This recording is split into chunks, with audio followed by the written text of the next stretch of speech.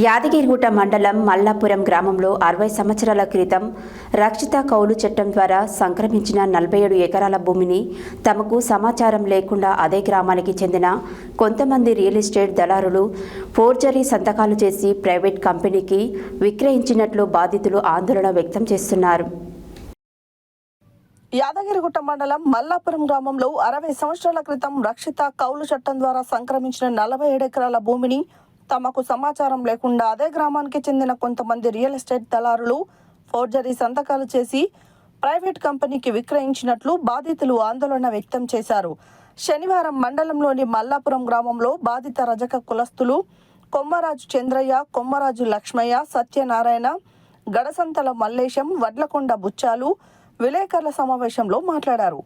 కొన్ని సంవత్సరాల నుంచి తమ రక్షిత కౌలుదారు చట్టం ద్వారా వచ్చిన 47 ఎకరాల భూమిలో తమ వార్ల నుంచే తాము సాగు చేసుకుంటున్నామని, 2015 సంవత్సరంలో గ్రామానికి చెందిన రియల్ ఎస్టేట్ దళారులు భూమిపై కన్నేసి దానిని 4 డాక్యుమెంట్లు తయారు చేయించి విక్రయించి అసలైన తమకు తీరని అన్యాయం చేశారని అన్నారు.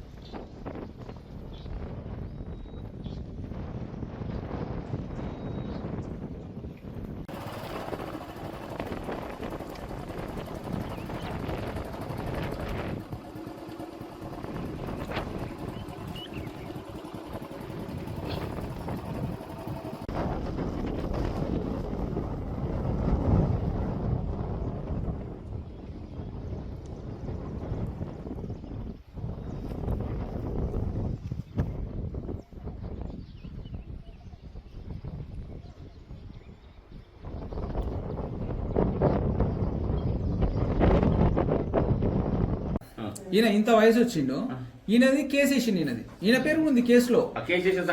సో బ్రోకర్ 100% సక్సెస్ అయ్యి సార్ మీ ఇద్దరి మధ్యలో ఇష్యూ రేజ్ చేసుకొని దాని బ్రోకర్ మీద చర్యలు తీసుకోవాలి. అలా మీకు పరిహారం ఇట్లా కావాలంటున్నా సార్. పంచుకోవాలి వీళ్ళకి తెలుసు, అప్పట్లో తాళ్ళు పెట్టి పంచుకోరు కరెక్ట్ గా. అట్లాంటిది వీళ్ళు వచ్చిన తర్వాత ఈ పైసలతో మంచి ఫోర్జరీలు పాల్పడ్డోళ్ళు బయటికి రావాలి సార్. భూమి అయితే ఉంటాయి అసలు వీళ్ళకు నోటీసులు కూడా రాలేదు కదా? ఏం రాలేదు సార్, నోటీసులు రాకుండానే వాళ్ళు అన్ని. కానీ మాకు సమయం లేదు, మేము వచ్చి కంప్లైంట్ చేయలేము. అందరూ మనోళ్ళే, కానీ ఇంత ఘోరానికి పడి వాళ్ళు కూడా ఎంకరేజ్ చేస్తున్నారు. వాళ్ళు కూడా గోయట్ ముందుకెళ్ళండి, ఇది దొంగలు ఎవరో బయటపడతారు అనేసి చెప్తున్నారు సార్. ఈ ఫోర్జరీ మీద కోర్టుకి వెళ్ళిరా? వెళ్ళలేదు సార్, నిన్ననే మొన్ననే. ఆయన కొమరాజు చంద్రయ్య సార్, వయసు 78 సంవత్సరాలు. కోర్టుకి వెళ్తున్నా దాని మీద? కోర్టుకి ఇది ఆల్రెడీ ఇచ్చినాం సార్. దీనిపైన కంప్లైంట్ ఇచ్చిన ఆయన ఈతనే సార్. ఇంటి పేరు కొమరాజు. ఈయన పేరు కూడా పెట్టి కేసు ఇచ్చింటారు, నాకు సంబంధమే లేదు. ఇది అర్థమైంది, అన్ని ఫోర్జరీ. మాకు మేము బతుకుండగానే మా సంతకాలను ఫోర్జరీ చేసి దీన్ని ముందుకు తీసుకెళ్లిన లీడర్ ఎవరు, లేకపోతే బ్రోకర్ ఎవరు, ఆయన ఎవరన్నా కానివ్వండి, వీళ్ళను ముందుకు తీసుకురావాలి. మేము రజకులను క్షమించే గుణం ఉంది మాకు కూడాను. కాకపోతే ఏంటంటే వీళ్ళు ఫర్దర్గా కుటుంబాలను ఇబ్బంది పెట్టకుండాను, కుటుంబాలను ఇబ్బంది మాత్రం పడేయకుండా దీన్ని ఒప్పుకోవాలి, వాళ్ళు ముందుకు రావాలి. ఈ దోషులు ఎంతటి వారు అనేది మాకు తెలవాలి. పోనీ రాజకీయంగా ఉన్నారా, లేకపోతే మా దాంట్లోనే డబ్బులకి కక్కుర్తిపడి చేసినారనేది బయటపడాలనేది మా డిమాండ్ సార్. రజక సంఘం ఎక్కడ ఉంది సార్? రజక సంఘంలో రజక కులస్తులు కూడా ఏం చేశారు? ఇప్పుడు 6 పాలు అయితే 7 భాగాలు అయితే విభేదాలు, విపరీతమైన విభేదాలు. కులంలో ఒక తండ్రి పుట్టిన ఇద్దరు ఎవరు కూడా మంచిగా చేశారు, ఎందుకంటే విడిపోయారు నమ్మకాలు. ఒకసారి ఇప్పుడు ఇక్కడ ఇంకో ప్రాబ్లం సార్, బోనాలు. నన్ను ఇప్పుడు నేను ముందుకు తిరిగి చేసిన సార్, ఇంటికి రావద్దంటే నాకు నచ్చినట్టు కాదు, ఎవ్వరు పోవద్దని చెప్పేసి అప్పటి నుంచి బ్రోకర్లుగా వ్యవహరిస్తున్న వాళ్ళందరూ ఒక టీమే. ఇంకా పోవద్దంటే పోవద్దు. సో మెయిన్ అయితే ఒక్కడే పర్సన్ సార్. ఆయన వెనకాల ఎవరికి డబ్బులు ఇచ్చినాడో ఏం తెలుసు సార్. ఆయన ఆయన కూడా తప్పుగా నోటిస్తున్నాయి ఇదంతా. ఇదంతా కర్త కర్మ చేయాలి సార్. ఈయన నమ్మినోళ్ళు వీళ్ళు ఇంకెవరు ఉన్నారు అంటే ఇలా గవర్నమెంట్ ఎంప్లాయీస్ ఉన్నారు. కానీ దీంట్లో ఉన్న పేరులో లేకున్నా బయట ఉన్నవారు కేసు క్లోజ్ చేయండి ఎందుకు వేస్తున్నావు అనేసి అని అమాయకులందరినీ రెచ్చగొట్టినారు. రజకులను రెచ్చగొట్టేసి నువ్వు కేసు బంద్ చేస్తావా బంద్ చేయవా, అరే కేసు వేసింది నేను కాదు సార్ మీరే వేసినారు కేసు అని మా నాన్నగారు కూడా ఆ టైంలో ఇది ఖచ్చితంగా ఏదో జరిగింది ఇలా వీళ్ళు అప్పట్లోనే అందరికి రావాల్సిన టెనెంట్స్ ల్యాండ్ రజకులకి అది బంద్ చేసినారు. అది చేయకుండా మళ్ళీ 2021లో ఈ కేసును ఎవరికి అందరు సంతకాలు ఫోర్జరీ చేసి ఎందుకు వేసినారో మల్లేష్ దీంట్లో ఏదో ఉంది తిరకాసు, దీన్ని టైట్ పట్టుకొని ముందుకెళ్లాలని చెప్పేసి మా నాన్నగారి చెప్పడం వల్ల ఈ కేసును కంటిన్యూ చేయడం జరిగింది. ఇక తదనంతరం మా నాన్నగారు కూడా ఆయన చనిపోవడం జరిగింది. ఈ చనిపోయే ముందర వీళ్ళందరినీ కూడా పర్సనల్గా మాట్లాడినా మేము కేసు వేయలేదు, మాకు తెలియదు, మా సంతకాలు కావాలంటున్నారు. కానీ ఎవరు వెళ్ళి కూడా పోలీస్ స్టేషన్లో కంప్లైంట్ చేసే ప్రయత్నము చేస్తలేరు. వీళ్ళ దాంట్లో అడ్వకేట్ని అడిగినా కూడా నువ్వు అడ్వకేట్ దగ్గరికి వెళ్ళి దాఖలాలు ఎవరికి తెలియదు. ఈ అడ్వకేట్ ఎవరి దగ్గరికి వెళ్ళి లేచిలో కూడా నాకు తెలియదు సంతకాలు పెట్టి. సరే ఆ వకాలత్ ఎవరు వేసినారో ఆయనకి ఏమైనా పైసలు ఇచ్చినారో అది ఒక పక్కకు పెడితే ఈ కేసుల తర్వాత 2015వ సంవత్సరంలో అమ్మిన భూమి ఏదైతే ఉందో టెనెంట్స్ ల్యాండ్ అసలు 4 డాక్యుమెంట్లు ఎందుకు చేసుకుంటారు, ఎందుకు రాదు అందరికి అనే తరుణంలో దాన్ని మేము హైకోర్టులో రిట్ వేయడం జరిగింది. అది రిట్ వేసిన తర్వాత ఈ భూమి చేసిన విధానమే తప్పు. అసలుకి ఈ టెనెంట్స్ ల్యాండ్ రైట్స్ ఎవరైతే వారసత్వంగా ఉన్నారో వారసత్వంగా లేకుండా వేరే వాళ్ళకి చేసినారు ల్యాండ్ అనేసి అదొక రిట్ వేయడం జరిగింది. ఆ రిట్ వేసిన తర్వాత దీన్ని కేసు నడిపిస్తున్న తరుణంలో రజకుల దాంట్లో వర్గాలు క్రియేట్ చేసినారు. సో వీళ్ళు వీళ్ళతో కలవద్దు, వీళ్ళు విలేయాలి, వీళ్ళు చచ్చిపోతే వీళ్ళు ఇంటికి పోవద్దు అనేసి అని నన్ను ఎవరైతే ఈ కేసులో కొట్లాడే వాళ్ళను ఒంటరి చేసే ప్రయత్నానికి ఉసిగొల్పి గ్రామంలో వానికి ఏం తెలియదు, వాని ఇంటికి పోవద్దు, ఈ చనిపోతే వీళ్ళ ఇంటికి పోవద్దు, వాడిని సావులకు రానియొద్దు, వాడిని దినాలకు పోనియొద్దు అని చెప్పేసి అని నానా చిత్రహింసలకు గురి చేసినారు. ఇందులో ఇన్వాల్వ్మెంట్ అయిన బ్రోకర్లు అందరూ కూడాను. అయినా భరించినాం, సహించినాము. ప్రతి వాళ్ళము ఎవరైతే అమాయకులు ఉన్నారో అమాయకులందరి పక్కకు కూడా వాళ్ళకి తెలియదు, మాకేం తెలుస్తుంది తెలియదంటే నా దగ్గర ఉన్న కనీసం ఒక 10 మందో 15 మందో బేటా నువ్వు ఏం చేస్తావో మరి వాళ్ళైతే అందరూ తెలియగలవాలంటే అయినా పర్వాలేదు దీని మీద ఎట్లయినా దీన్ని బయటకు తీసుకురావడం. నిన్న ఇందులో డిఫెండెంట్ నెంబర్ 12 అంటే దీంట్లో ఆల్రెడీ కొంతమంది చనిపోయినారు. ఈ బ్రోకర్లకు ఏమైతుందంటే ఎంతమంది చనిపోతే అంత ప్లస్ పాయింట్. ఎందుకంటే ఈయన నిజంగానే ఈ కేసు గట్టిగా వేస్తే ఈ కేసు వేసిన వాళ్ళు సివిల్ కేసులో వాళ్ళ వారసులను తెర మీదకి తీసుకురావాలి, ఇంప్లీడ్ చేసుకొని తీసుకురావాలి, కేసు కొట్లాడాలి.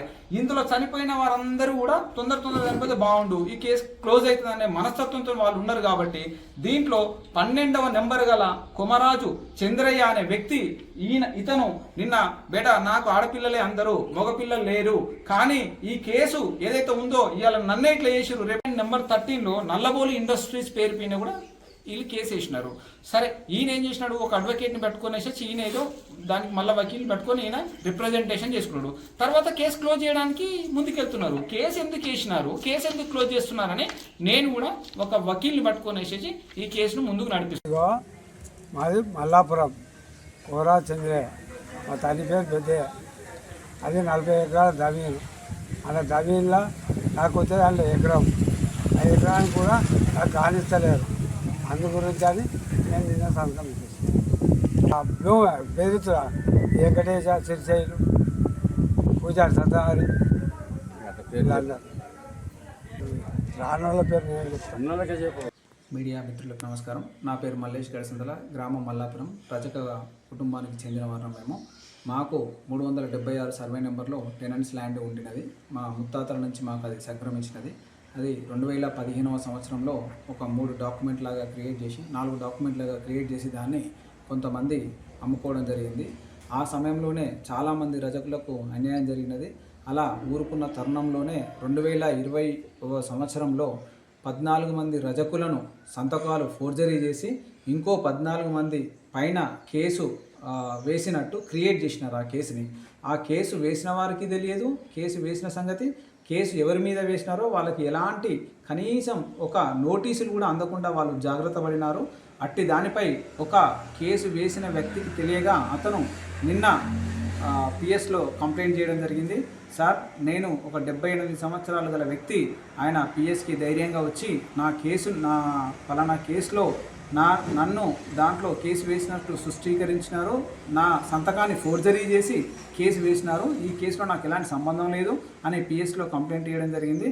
దానిపైన వాళ్ళు పిఎస్ వాళ్ళు కంప్లైంట్ చేసిన దానికి ఫోన్ చేయగా వారు కూర్చొని మాట్లాడేది పక్కకు పెట్టేసి ఆ కంప్లైంట్ ఇచ్చిన వ్యక్తిపై పొద్దున ఈరోజు ఉదయం అతన్ని బెదిరించి నీ కేసు వాపస్ తీసుకుంటావా లేదని భయాందోళనకు గురి చేయడం వల్ల అతను మళ్ళీ ఎవరెవరైతే దీంట్లో ఇన్వాల్వ్మెంట్ అయిన వారిపై మళ్ళీ ఇట్లా వచ్చి నాపై బెదిరించినారని ఈరోజు మళ్ళీ పిఎస్లో కంప్లైంట్ చేయడం జరిగింది.